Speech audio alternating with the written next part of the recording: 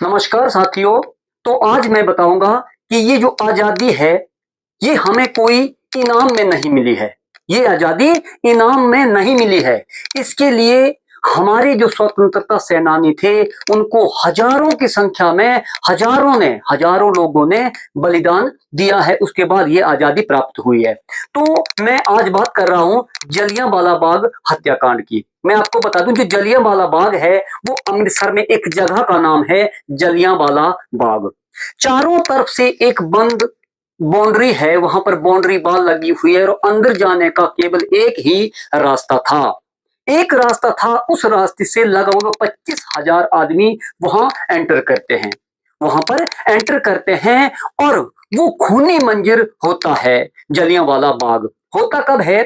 ये आपने general a dire का नाम सबने सुन के रखा है। और जनरल डायर को लंदन में जाकर उधम सिंह ने मारा था। जो हमारे वीर उधम सिंह हुए थे क्रांतिकारी, उन्होंने लंदन में जाकर उनके ही घर में जाकर उनको 3 गोलियां उनके सीने में दाग दी थी और उनकी हत्या की थी और अपनी प्रतिशोध का बदला लिया था। तो क्या ये वही जनरल डायर था? जनरल जो ए डायर था जिसने गोली चलाने का आदेश दिया था, क्या ये वही था या कोई और था? तो पूरी कहानी समझिए। 13 अप्रैल 1919 की बात है। कौन सा दिन था? 13 अप्रैल 1919। 13 अप्रैल 1919 को ये घटना होती है, जलियांवाला बाग हत्याकांड। उसके बाद जब पहले की बात करूं मैं, 10 अप्रैल 1913 को 10 अप्रैल 1913 को 10 अप्रैल 1913 को ये 1919 को सॉरी 10 अप्रैल 1919 को जनरल डायर भी एक रॉलेट एक्ट, आपने सबने सुन के रखा है रॉलेट एक्ट के नाम से। तो ये जो वहां पर सभा इकट्ठी हो रही थी वो रॉलेट एक्ट के विरोध में हो रही थी। रॉलेट एक्ट के विरोध में वो सभा इकट्ठी हुई थी और जनरल डायर को चुपचाप उसकी पूरी जानकारी थी कि ये सभा क्यों इकट्ठी हो रही थी। रॉलेट एक्ट का नाम अब सब लोगों ने सुन के रखा है। रॉलेट एक्ट नाम तो एक कानून का आता है, लेकिन ये एक कानून के नाम पर हिंदुस्तानियों को प्रताड़ित करने का एक साधन बना लिया था अंग्रेजों ने।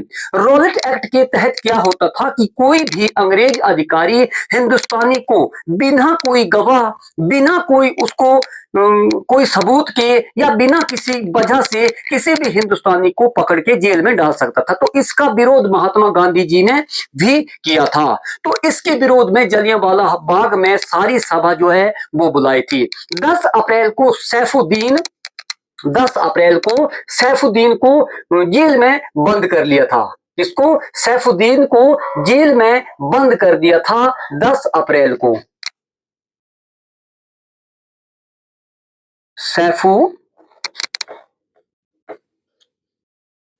सैफुद्दीन को डॉक्टर सैफुद्दीन को 10 अप्रैल को उन्होंने बंद कर लिया था और सत्यपाल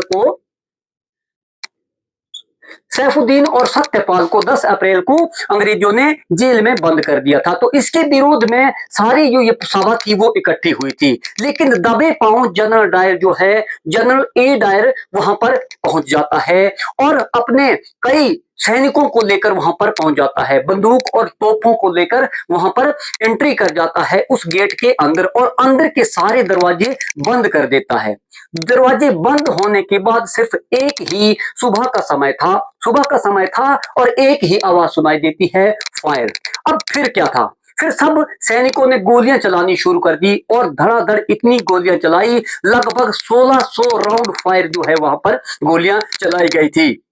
सैनिक की गोली चलाने की रफ्तार उस समय कम होती थी जब वो गन को लोड करता था, बंदूक को वो रिलोड करता था, उस समय उसकी रफ्तार धीमी होती थी। नहीं तो उसको कोई भी चुप बैठने का आदेश नहीं था और यहाँ पर लोग इधर उधर भागने लगे थे।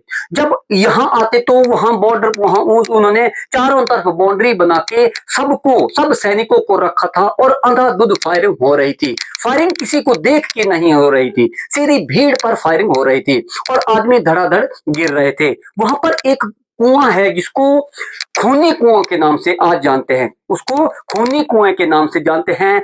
कुएं में वहां पर सूखा कुआं था, कई लोग जान बचाने के लिए उस कुएं में जो है वो कूदने लगे। अब कुएं में इतनी भीड़ जमा हो गई और कुआं इतना गहरा था कि उसमें जो लोग गया वो मर गया। जब कुआं खाली किया गया था तो 125 लोगों की लाशें वहां से बाहर निकाली गई थी, इसलिए उस कुएं को खूनी कुएं के नाम से जाना जाता है। लेकिन जब वहां पर शांत हो जाता है, माहौल शांत हो जाता है, कई लोग दीवार फांद कर बाहर निकलने की कोशिश करते हैं, लेकिन सैनिक उनकी पीठ पर गोली चला देते हैं। तो सबको लाशों का दरिया बना दिया था। लगभग 25,000 आदमी वहां पर इकट्ठा थे और सबको लगभग उन्होंने मार दिया था।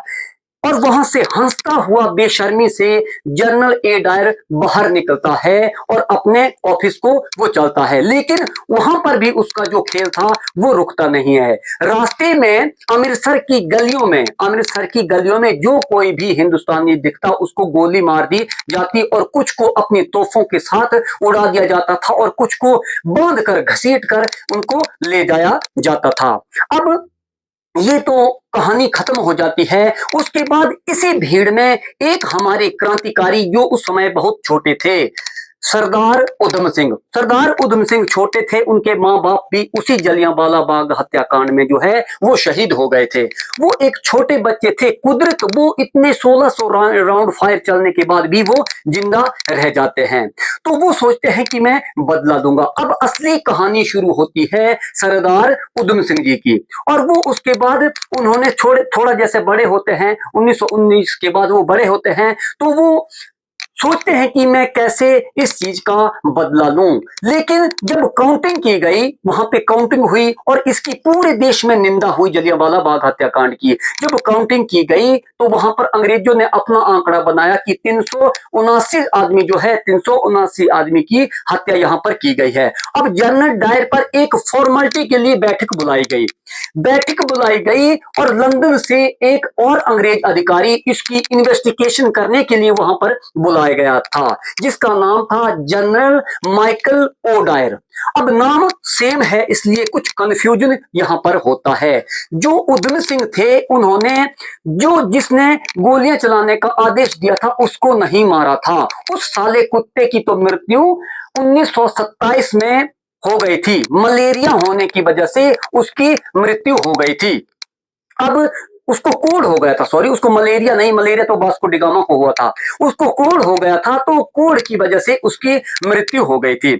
उसके बाद जब इसकी इन्वेस्टिगेशन करने के लिए माइकल ओडवायर को वहां पर बुलाया जाता है, तो वहां पर सिर्फ फॉर्मेलिटी के लिए सभा बैठाई गई। तो जनरल ए डायर से पूछा कि आपने गोली क्यों चलाई, तो उसने कहा कि अगर मैं गोलियां नहीं चलाता तो भीड़ मुझे मार देती, मैंने अपने डिफेंस के लिए, अपने बचाव के लिए गोलियां चलाने का आदेश दिया। तो इसके लिए उसको माइकल ओडवायर ने बहुत ही सम्मानित किया और कई प्रकार से उनको जो पद है वो ऊंचा पद उनको दिया, उसका प्रमोशन किया गया, जनरल ए डायर का प्रमोशन किया गया और यहां से हिंदुस्तान से उसको लंदन भेजा गया और उसको कहा कि आप अब जिंदगी भर के लिए हिंदुस्तान में कभी वापस नहीं आएंगे। और उसके बाद जनरल माइकल ओडवायर था वो भी लंदन चला जाता है। अब कहानी शुरू होती है सरदार उधम सिंह जी की। और सरदार उधम सिंह जी ये सोचते हैं कि कैसे मैं अमेरिका जाऊं। आज सोचो कि अमेरिका जाने के लिए पैसे का इतना साधन है, फिर भी अमेरिका नहीं पहुंचा जा सकता है। वहां जाने के लिए कई ज्यादा पैसे की जरूरत होती है। तो उन्होंने बढ़ई का काम शुरू कर दिया, कारपेंटर का काम उन्होंने शुरू कर दिया। बढ़ई का काम करते करते कुछ पैसा उन्होंने इकट्ठा किया सरदार उधम सिंह ने, और पैसा इकट्ठा करने के बाद वो फिर चले जाते हैं अमेरिका। अमेरिका से वो लंदन चले जाते हैं और लंदन एक होटल में वो वेटर की नौकरी करने लगते हैं। होटल में वेटर की नौकरी करने लगते हैं और वहां से कुछ पैसा इकट्ठा करने लगते हैं। पैसा वो क्यों इकट्ठा कर रहे थे? क्या कोई बैंक बैलेंस बनाने के लिए? नहीं, वो अपना इंतकाम, अपना प्रतिशोध लेने के लिए पैसा इकट्ठा कर रहे थे। और उन्होंने पैसा इकट्ठा करके एक पिस्टल उन्होंने खरीदी। और फिर वक्त आता है 1940 का, फिर वक्त आता है 1940 का। 1940 13 मार्च 13 मार्च 1940 का वक्त आता है। अब एक क्रैक्सटन हॉल था, क्रैक्सटन हॉल याद रखना है आपने नाम, कौन सा हॉल था? क्रैक्सटन हॉल।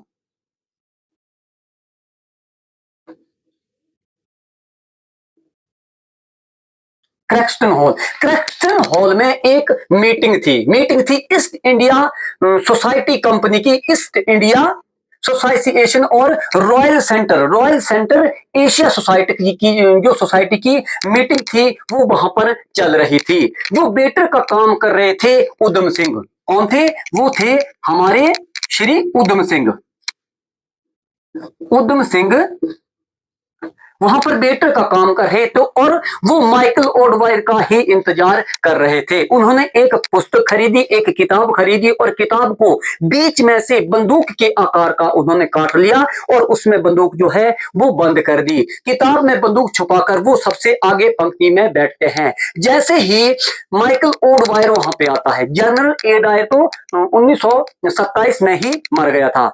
माइकल ओडवायर वहां पे आता है, ओडवायर जैसे ही आता है तो शहीद उधम सिंह उसके सीने में 3 गोलियां दाग देते हैं, एक के बाद एक उसके सीने में 3 गोलियां दाग देते हैं और उसकी वहीं पर मृत्यु हो जाती है। उसके बाद वो खुद सरेंडर कर देते हैं और कहते हैं कि जलियांवाला बाग हत्याकांड का बदला मैंने ले लिया है और मैं चाहता हूं कि जलियांवाला बाग हत्याकांड से जो भी अधिकारी जुड़े हो तो उसको मैं मार दूं, लेकिन मेरे हाथ में ये नहीं है। तो उससे उसका नाम पूछा गया था। जब जज ने उसका नाम पूछा कि नाम क्या है, तो उसने कहा था मेरा नाम है मोहम्मद सिंह आजाद। क्या नाम है? मोहम्मद सिंह आजाद उसने अपना नाम बताया था और उसको 31 जुलाई को फांसी दी गई थी। 31 जुलाई 1940 को फांसी दी गई थी।